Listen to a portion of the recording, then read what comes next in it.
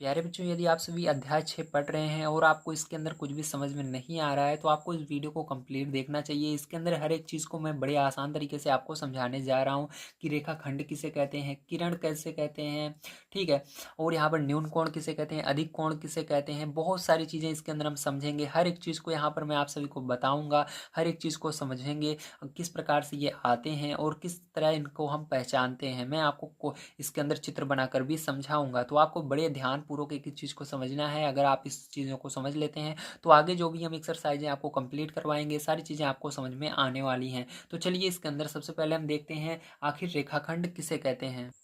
तो देखिए, जैसा कि आप सभी देख सकते हैं यहाँ पर रेखाखंड की डेफिनेशन मैंने लिख दी है, परिभाषा मैंने लिख दी है। अब इसको बड़े ध्यान से हम समझेंगे और यहाँ पर मैं आपको चित्र बनाकर भी समझाऊंगा, ठीक है। सबसे पहले चलिए इसकी परिभाषा हम पढ़ लेते हैं, आखिर यहाँ पर हम समझेंगे कि कैसे रेखाखंड क्या है। अगर कोई आपसे पूछेगा रेखाखंड किसे कहते हैं तो आप उसको किस प्रकार से बताएंगे। तो देखिए, कोई अगर आपसे पूछा है रेखाखंड किसे कहते हैं तो आप इसको दो तरीके से समझा सकते हैं। एक तो डेफिनेशन के आधार पर समझा सकते हैं, एक यहाँ पर चित्र बनाकर समझा सकते हैं। तो दोनों तरीके से मैं आपको समझा रहा हूँ, ठीक है। तो चित्र हमको इसलिए काम में आएगा क्योंकि जब हम आगे एक्सरसाइजों को आपको सॉल्व करके दिखाएंगे तो वहाँ पर आप पहचान जाएंगे कि हाँ ये रेखाखंड है या ये रेखा है, ठीक है। तो आप दोनों को पहचान जाएंगे। तो यहाँ पर देखिए, सबसे पहले हम रेखाखंड का परिभाषा देख लेते हैं। तो रेखाखंड एक रेखा का वह भाग जिसके दो अंत बिंदु हों, एक रेखाखंड कहलाता है, ठीक है। ध्यान समझिएगा, एक रेखा का वह भाग, तो मतलब रेखा सबसे पहले आपको जानना चाहिए। तो चलिए रेखा हम जानते हैं। तो देखिए प्यारे बच्चों, यहाँ पर रेखा कैसे होती है इसके लिए मैं एक स्केल लेता हूँ आप और आपको यहाँ पर रेखा बनाकर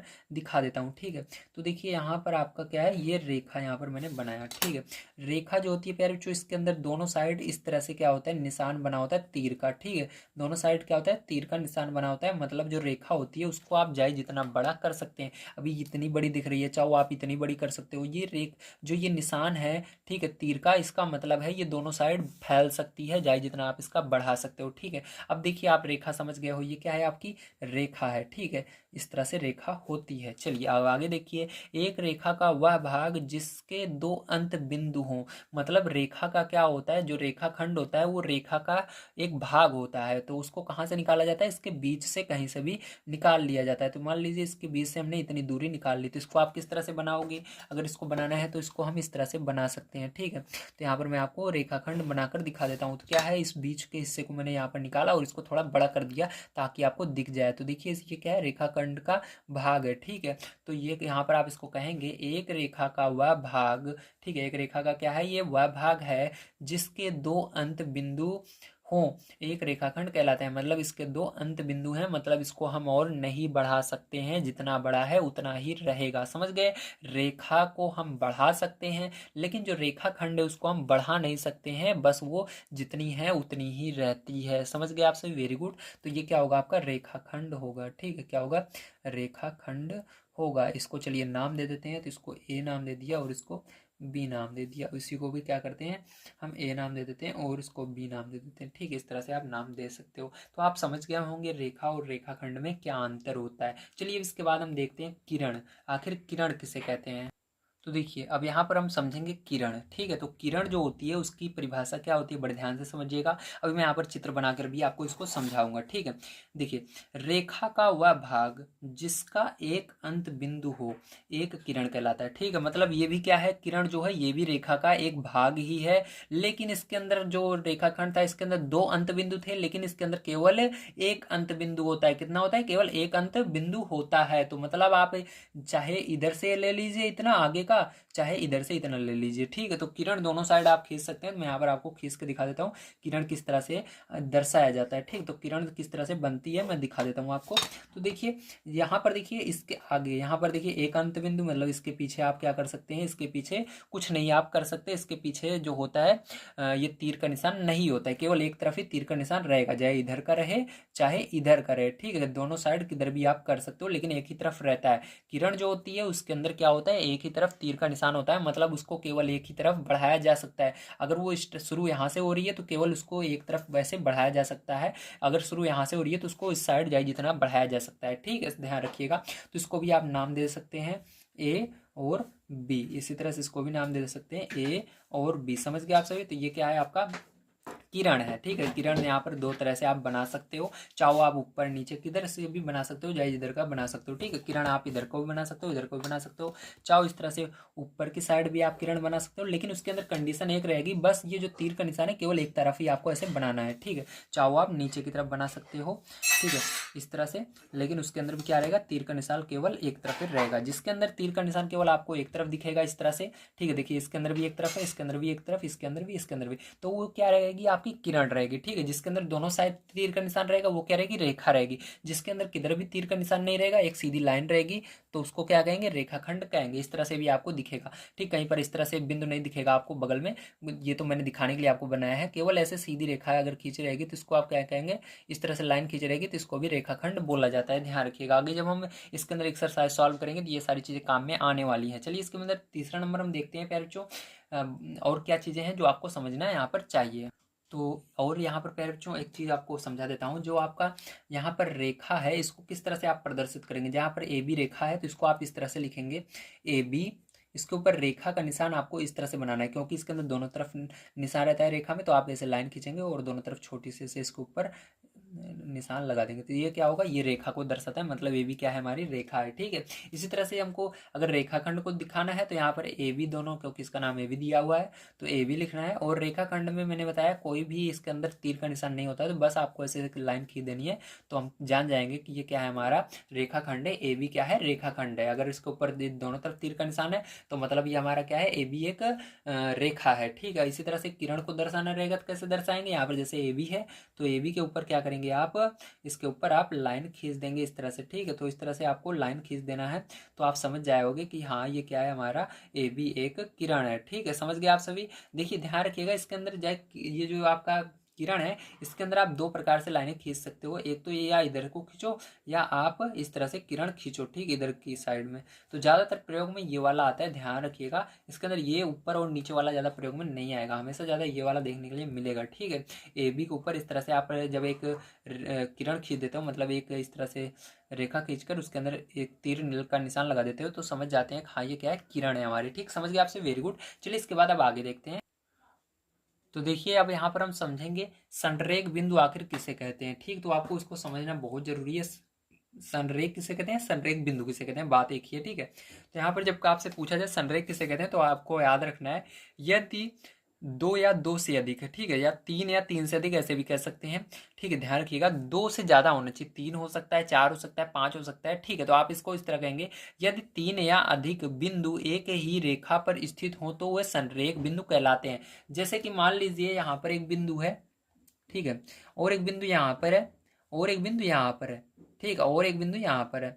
तो यहाँ पर देखिए तीन से अधिक बिंदु है, ठीक है, तीन रहना चाहिए या उससे अधिक होना चाहिए, ध्यान रखिएगा, ठीक है। तीन रहे या उससे अधिक रहे तो यहाँ पर क्या होगा, वो संरेख होगा। तो इसको क्या करना है, एक ही रेखा में रहना चाहिए, मतलब उसको हम ऐसे मिलाएं तो वो मिल जाए, ठीक है। तो जैसे कि देखिए इसको मिला रहा हूँ तो क्या हो रहा है, ये एक ही रेखा पर आ रहा है, तो ये क्या है, हमारा संरेख बिंदु है, ठीक है। तो ये सब क्या कहलाएंगे, संरेख कहलाएंगे या संरेख बिंदु कहलाएंगे, ध्यान रखिएगा। अब इसके विपरीत जो होता है वो असंरेख होता है, क्या होता है, असंरेख।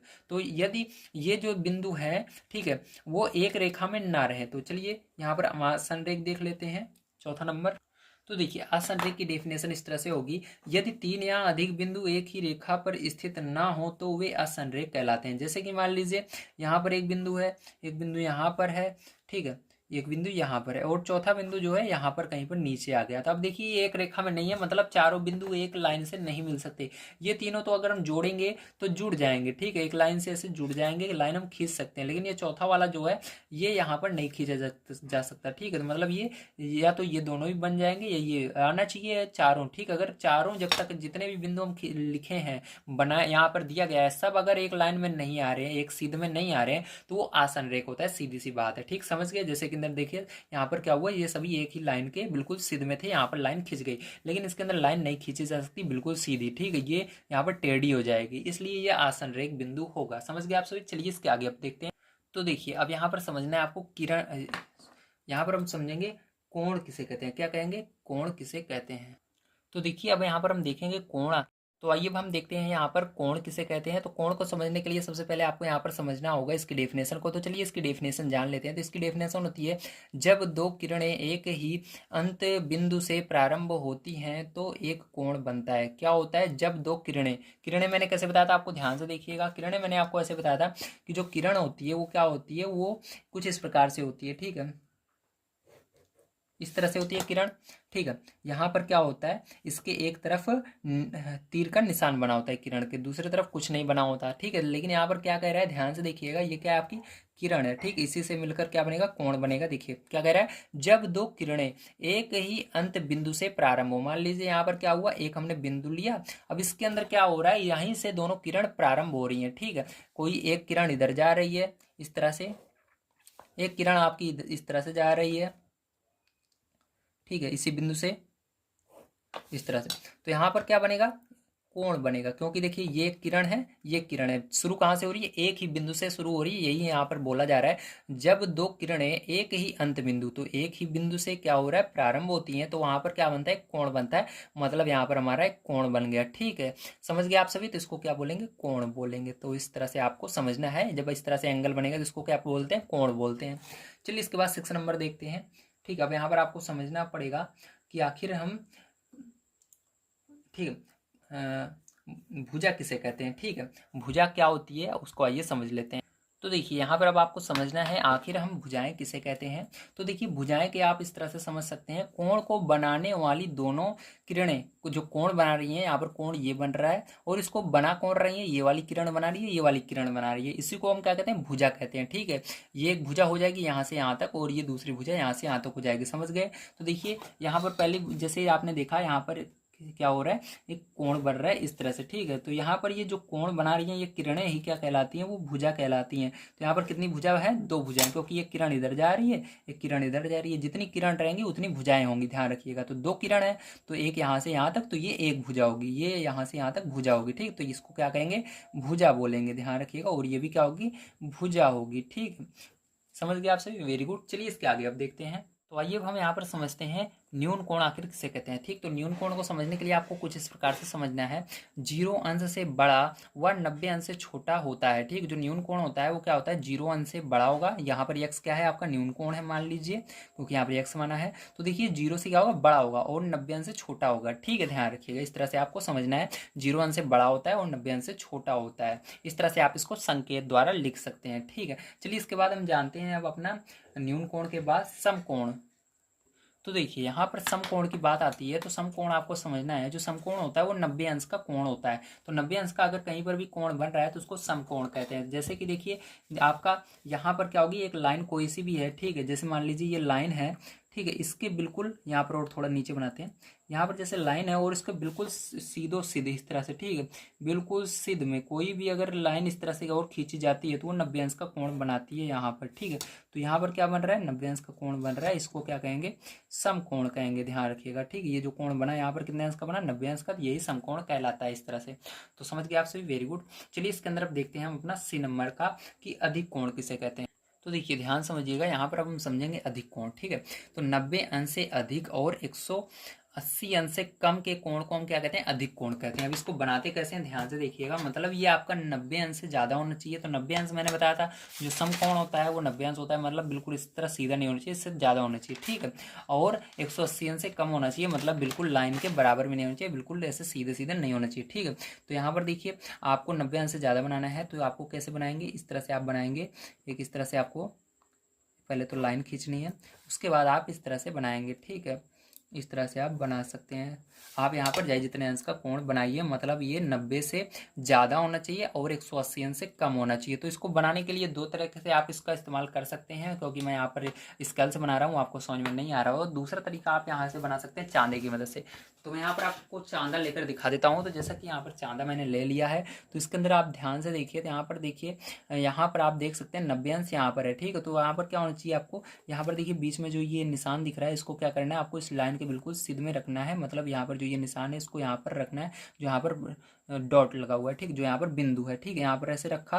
अब यहाँ पर देखिए ये जो लाइन है इसको इस लाइन के सिद्ध में कर लेना है, जो लाल वाली अभी हमने खींची है लाइन, ठीक है, तो इसके बिल्कुल सिद्ध में हमने कर लिया है। अब देखिए क्या करना है आपको, यहाँ पर मैंने बताया 90 अंश से अधिक, तो 90 कहाँ पर है, 90 ये देखिए ऊपर है, यहाँ पर सबसे ऊपर, ठीक है, तो 90 अंश से अधिक मतलब 90 से आगे जाना है आपको। तो 90 से आगे किस साइड जाएंगे, ध्यान रखिएगा, आपको इधर नहीं जाना जिधर लाइन है, लाइन के बाहर साइड जाना है। तो 90 देखिए नीचे वाला देखना है, 90, 100, 110, इस तरह से 90 से ज़्यादा होना चाहिए और 180 अंश से कम होनी चाहिए। 180 कहाँ पर है, देखिए 90 यहाँ पर है, 100 यहाँ पर है, इस तरह देखो तो 180 यहाँ पर है, मतलब इससे कम होना चाहिए, यहाँ पर आप नहीं बना सकते, ठीक है, यहाँ पर लाइन नहीं खींच सकते हैं, इससे कम होना चाहिए। तो मैंने क्या किया है, यहाँ पर 90 से ज़्यादा है और 180 से कम है ये लाइन, मतलब इन दोनों के बीच में ही मैंने खींचा है। इस तरह से आप कहीं पर भी इस लाइन को खींच देंगे सब सही होगा, वो अधिक कोण माना जाएगा। चाहो आप इस लाइन को इसके इस तरह से खींच सकते हो, इस तरह से यहाँ पर 110 के सामने खींच सकते हो, ठीक है, लेकिन आपका 90 और 180 अंश के बीच में ही होना चाहिए। समझ गए आप सभी? तो ये क्या कहलाएगा, आपका अधिक कोण कहलाएगा, ठीक है। तो यहाँ पर आपको इस तरह से लिख देना है, ये क्या है आपका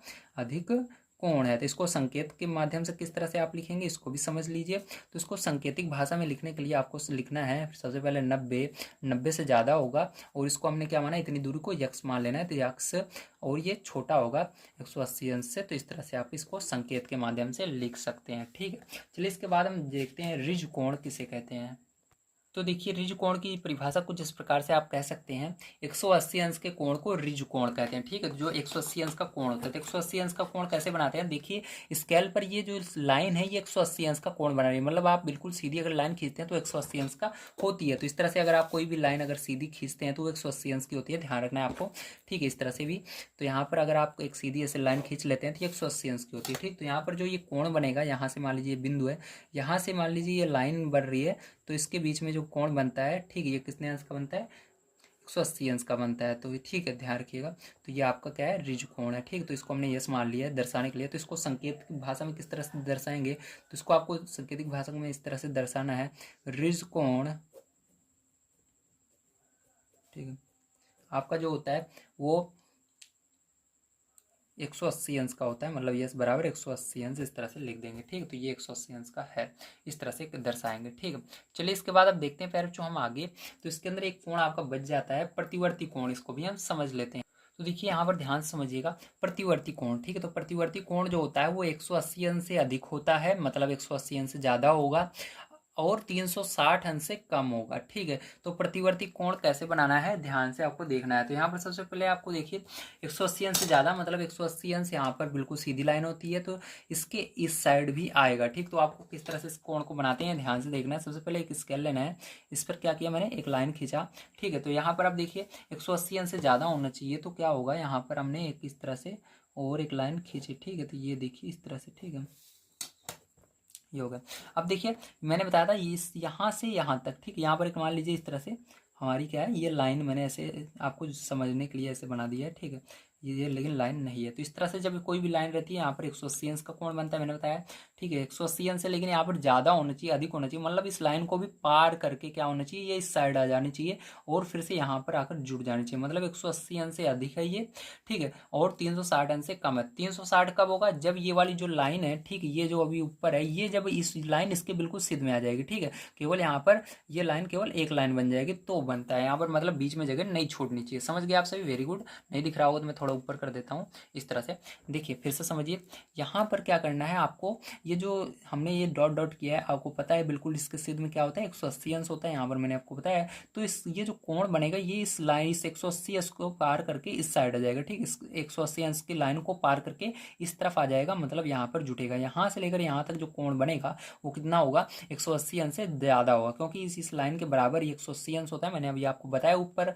अब इसके आगे आ रहा है, मतलब 180 अंश से ज़्यादा आ गया है। और 360 अंश से कम कैसे होगा, क्योंकि ये जो लाइन है, ये देखिए एक लाइन यहाँ पर थी, एक लाइन यहाँ पर भी है, तो इसके बीच में थोड़ी सी जगह बच रही है। अगर ये जगह ना बचती तब ये 360 हो जाता, सीधी सी बात है, ठीक है। तो ये लेकिन यहाँ पर बीच में देखिए यहाँ पर जगह बच रही है, ठीक, इन दोनों लाइनों की, इन दोनों रेखाओं के। तो क्या होगी, यहाँ पर ये कहेंगे हम कि 180 अंश से ज़्यादा है और 360 अंश से कम है, ठीक। ये आपकी बुक में भी दिया गया, आप देख सकते हैं, ठीक है। तो चलिए यहाँ पर मैं आपको इसको सांकेतिक भाषा में कैसे लिखेंगे उसको बता देता हूँ। तो यहाँ पर आप लिखेंगे प्रतिवर्ती कोण 180 अंश से बड़ा है टी, ठीक है, मतलब 180 अंश से बड़ा होना चाहिए ये कोण और 360 अंश से छोटा होना चाहिए। तो ये होता है प्रतिवर्ती कोण। तो आपको सारी चीज़ें समझ में आ गई होंगी। मैंने बहुत सारी चीज़ें आपको बताई है, तो यहाँ पर कुछ चीज़ें और हैं जो बच जाती हैं, चलिए उनको भी हम समझ लेते हैं। तो देखिए आगे आपको समझना है अब पूरक कोण किसे कहते हैं। तो पूरक कोण को ध्यान से समझिए। यदि दो कोणों का योग एक समकोण के बराबर हो तो ऐसे कोण को हम क्या कहते हैं, पूरक कोण कहते हैं। अब इसको समझना है ध्यान से, ठीक है। अब यहाँ पर इसके लिए क्या करेंगे, हम चांदी का प्रयोग करेंगे। मतलब हमारा क्या होना चाहिए, दो कोणों को जोड़कर 90 अंश बनना चाहिए। तो सबसे पहले क्या करना है, आपको 90 अंश पर निशान लगाना है। सबसे पहले एक सीधी लाइन खींचिएगा इस तरह से आप, ठीक है। तो मैं यहाँ पर आपको बनाकर दिखाता हूँ पूरक कोण किस तरह से बनता है। तो यहाँ पर देखिए ये लाइन मैंने खींचा। अब क्या करेंगे, इसके अंदर जो आपका चांदा है इसके यहाँ पर देखिए निशान बना हुआ है, एक लाइन बनी हुई दिख रहा है आपको, क्षण में दिखा देता हूँ। तो यहाँ पर देखिए बीचों बीच क्या है, एक दिख रहा है, ये देखिए एक लाइन छोटी सी खींची गई है, ठीक। क्या करना है, इसी लाइन को क्या करना है, आपको यहाँ पर रखना है, ठीक है। अब क्या करेंगे, इसको यहाँ पर रखेंगे, ध्यान से देखिए। अब यहाँ पर मैंने रखा और यहाँ पर इसको बिल्कुल इस लाल वाली लाइन के जो इसके अंदर लाइन थी इसको इसके बिल्कुल सिद्ध में कर लिया। अब यहाँ पर 90 अंश के बिल्कुल सामने यहाँ पर नीचे मैंने क्या किया, एक निशान लगा लिया कि हाँ यहाँ पर 90 अंश हो रहा है, ठीक है। अब देखिए ध्यान से देखिएगा, इसके अंदर कितने कोण होंगे, दो कोण होंगे, ठीक है। तो मान लीजिए आपको दो कोण यहाँ पर बनाने हैं। तो यहाँ पर देखिए एक कोण जो होगा यहाँ से एक लाइन यहाँ पर होगी बिल्कुल इस तरह सिद्ध में, ठीक है, ये होगी। और एक लाइन कहीं पर और हो सकती है, ठीक। तो आप कहीं पर भी इसको खींच सकते हैं। तो मान लीजिए मैंने यहाँ पर इसको इस तरह से खींच दिया। आप कहीं पर भी पटरी की मदद से खींच सकते हैं, चाहे चांदी की मदद से ही खींच सकते हो। तो इस तरह से आप एक लाइन खींच सकते हो, ठीक है। तो यहाँ पर मैंने खींच दिया। अब क्या करेंगे, इसको इस तरह से मिला देंगे और इसका नाम रख देंगे। इसको ए मान लिया हमने, इसको बी मान लिया, इसको सी मान लिया और इसको डी मान लिया, ठीक है। ये डी नहीं होगी, एक सेकंड, ए बी सी, हाँ डी होगी, ठीक है, डी होगी इस तरह से। अब देखिए ध्यान से समझिएगा, यहाँ पर कितने कोण बन रहे हैं, टोटल दो कोण बन रहे हैं। पहला कोण यहाँ पर बन रहा है इतनी दूर और दूसरा कोण यहाँ पर बन रहा है, ठीक है। अब दोनों कोणों को आप जोड़ोगे तो कितना आएगा, 90 अंश आएगा। तो आपको पता होना चाहिए कितना अंश का कोण है। तो मान लीजिए ये आपका है, ठीक है, ये मान लीजिए आपका 45 अंश का कोण है, ठीक है। और ये कितने अंश का कोण है आपका, ये 45 का हो गया, तो ये भी 45 का होगा, ठीक। तो ये भी 45 अंश का है। तो दोनों को आप जोड़ रहे हो तो ये देखिए कोण एक ये है, कोण एक ये है, तो दोनों को जोड़ोगे कितना आएगा, 90 अंश होगा, ठीक है। तो इस तरह का जब भी कोण बनेगा, दोनों को चाहे जितना वो अंदर संख्या दी रहे, जब दोनों को जोड़ रहे हो आप, पहले कोण को और दूसरे कोण को जोड़ने पर यदि 90 आ रहा है, कितना आ रहा है, कोण एक को प्लस कोण दो को जब आप जोड़ रहे हो, जैसे यहाँ पर 45 कोण एक है और कोण दो कितना है आपका 45 अंश है। तो दोनों को जोड़ने पर कितना आ रहा है, यदि 90 के बराबर आ रहा है, कितना आ रहा है, यदि 90 के बराबर होगा तो क्या होगा आपका यहाँ पर पूरक कोण कहलाएगा। क्या पूरक कोण कहलाएगा, पूरक कोण कहलाएगा। समझ गए आप सभी, वेरी गुड। इस तरह से आपको समझना है, ठीक है। तो यहाँ पर ये क्या है, पूरक कोण का एक उदाहरण है। अब यहाँ पर हम समझेंगे संपूरक कोण किसे कहते हैं। तो सेम इसी तरह से संपूरक कोण होता है। संपूरक कोण जो होता है उसके अंदर क्या होता है, दो कोणों को जोड़ने पर 180 अंश आना चाहिए, ठीक है। कितना आना चाहिए, 180 अंश आना चाहिए संपूरक कोण में, ठीक है। तो यहाँ पर मैं आपको बता देता हूँ, संपूरक कोण, जो संपूरक कोण होता है उसके अंदर क्या होना चाहिए, आपके दोनों कोणों का योग 180 अंश होना चाहिए। तो दोनों कोणों का योग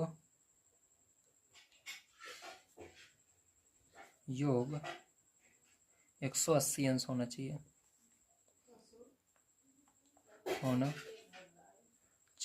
ठीक है।